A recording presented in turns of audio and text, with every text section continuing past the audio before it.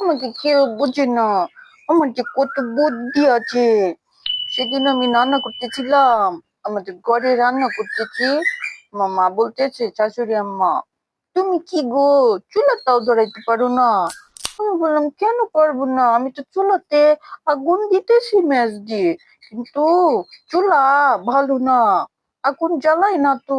What? বলতেছে, তোমার কোনো কম্য নাই, তোমার কোনো বুদ্ধি নাই, এই জন্য তুমি পারো না। আমি পারি না, আমার মাথায় কত বুদ্ধি। আমি কি করলাম, দেখি আগুন কেমনে ধরে না, আমি আমার বুদ্ধিটাকে কাটাবো। তখন ম্যাচ নিয়ে লাকড়ি আর পাতা ছিল না চুলার পারে।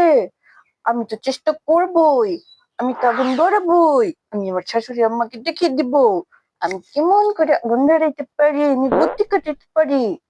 ম্যাচ দিয়ে আমি সেই লাকড়ির পালার মধ্যে, পাতার মধ্যে একটু ধরাই দিছি।